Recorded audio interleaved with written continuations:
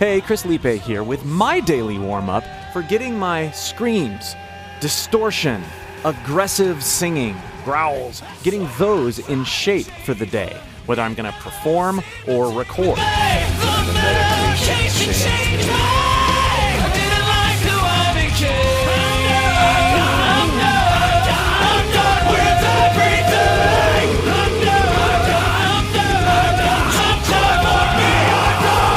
This three-stage warm-up is very simple to do. Anybody can do it. And those of you who are not quite comfortable with aggressive vocal techniques may find that doing these warm-ups helps you discover more things about how you can access these types of techniques. Now, before you try this warm-up, you should be fully warmed up with your singing voice.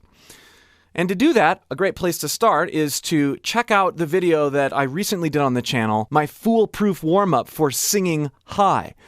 Once you've done that, once you feel like your singing voice is properly warmed up, then tackle this. Be prepared, warning, there are some ugly sounds here.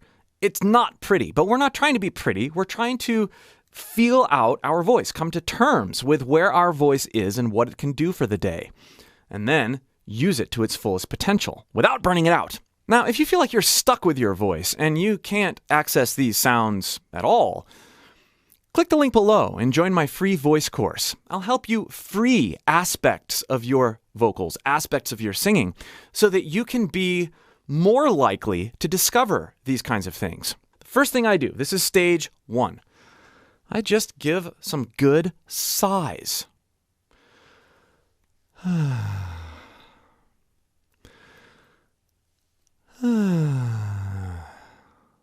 Take deep breaths. And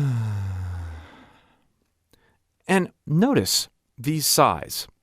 These particular sighs, I'm engaging my normal speech level vocals, right? That's primary chord engagement. There's also some breath on either side of it, right?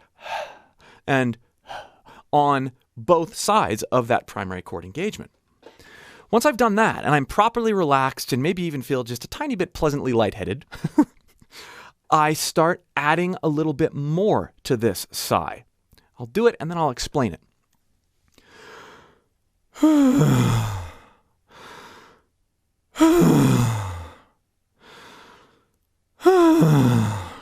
Now, what did you hear that was different about that sigh than the first sigh? The second sigh actually starts in head voice. And then it goes down to this sort of forlorn, chesty, grovelly thing. But it's important that you know, I'm starting with sighs. I'm not starting by pushing. I'm starting with this posture of release, this posture of get rid of control. And then I start to notice, okay, I'm going head voice, and then when I ground in head voice, it breaks up just a little bit. That subtle breakup is false chord, it's like intermittent false chord engagement in the midst of that sigh. Remember, our warm-ups, we want to ease into things.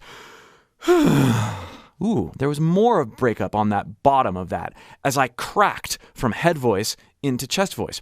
This sigh becomes a method for awakening my crack, my break from head voice into chest.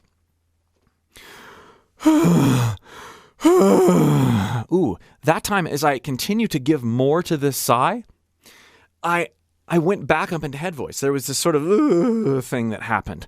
I'm waking that up as well. Now remember, my singing voice is warm, so I could easily go from to some sort of note.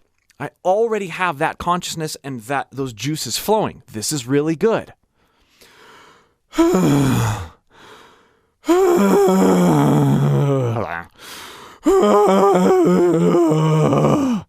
My sighs become longer, they become more drawn out, they become more accessible between my two resonances. So that is phase 1 or stage 1, sighing. Yeah, you're going to get a little lightheaded. If you get a little lightheaded, stretch it out. It's good to stretch this out. Stage 2, I do calculated hard onsets in various parts of my range. And then I let my voice fall apart like this.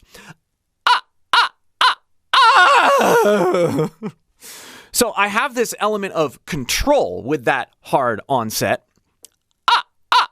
I might do a couple times. It sounds like some bird noise. I don't know. But then I let the last one out, and then I sigh out of this control. So in other words, I give it up. I give up my voice. You see a theme here. Warming up my screams and my aggressive vocals is not about finding where to go harder. It's about learning how to release and abandon. And I have to learn this almost every day. I have to get my voice to let go. And when I let go, these wonderful things come out after the ugly things come out.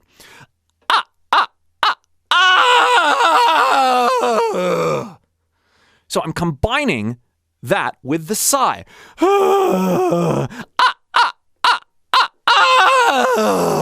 Okay, do it lower.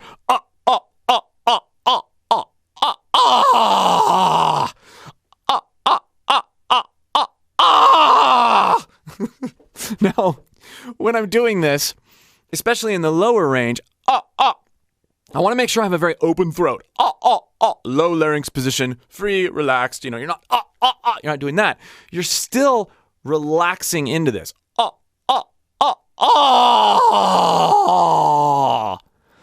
Not judging anything that comes out of your mouth. Okay? Let's do a couple of those in head voice and then sigh down.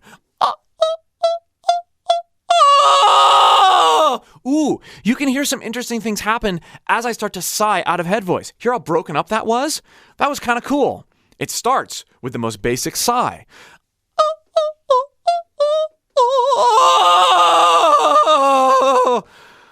As I transition from head voice and I feel that break come in using the sigh as a vehicle, I start to add more support into that area. I lean into that ugliness, and it creates some really interesting things.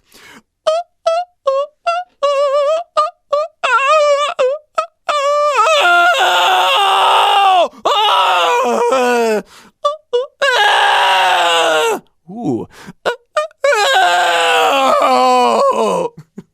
These are so horrible. I'm sorry. Hopefully you're listening on headphones. Hopefully you're not. Hopefully someone else hears this and goes, what? Maybe they start making some of the same sounds just in reaction to the sounds they hear me making. Stage 3, siren up until the break. Okay, so we're going to start low. We're actually starting fry. And then, rather than doing what I did before where we sigh downward and with these onsets and then lean into it, we go upward until we feel our voice start to break.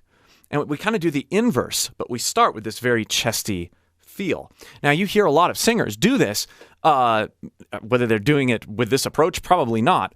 But you hear people like Eddie Vedder or Jared Leto, when they start to top out in their range and they kind of, it's like that very high and then it goes to gritty, that sound. That's kind of the end result of this last approach, this last stage. Okay,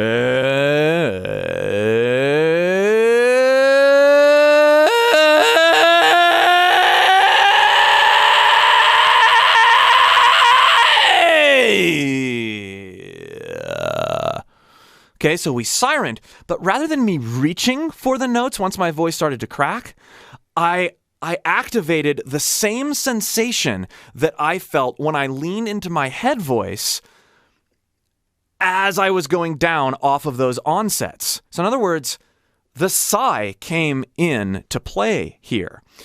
Break,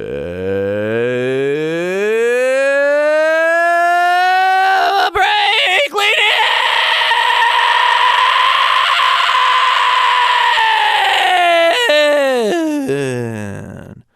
Very interesting things happening. My voice is starting to wake up to this type of engagement. What's happening is my false chords are becoming more and more engaged. I'm tricking this survival mechanism, my false chords, into engaging when I feel they should, instead of simply trying to protect me.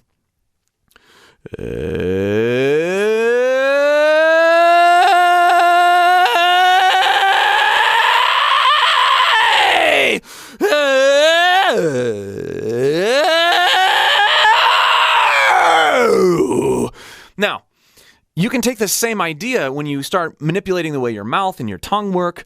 As you go down in the siren, if you want to waken up some growl type sounds, simply go back down and go back down to fry, where we started.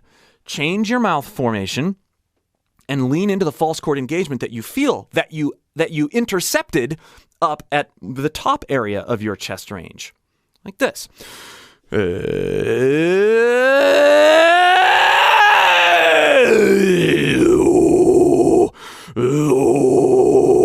That's simply the false chords without a note. There's a note in there, right? But here, that's fry with false chord engagement. So those are the 3 stages. Start with the most natural, uninhibited, whatever your voice does, sighs. Then create these exaggerated sighs. Let yourself break from head voice into chest voice and then lean in during that sigh. And then create an aspect of control that you're going to give up with the onset exercise. That's the second stage. And then finally, do these intentionally broken sirens. These are things that I do nearly every day, and every day when I am going to warm up for aggressive singing, and they never fail. They have to be done mindfully, though. They can't just be gone through. You have to really think about what you're feeling and what you're doing. Now, how long should you do these?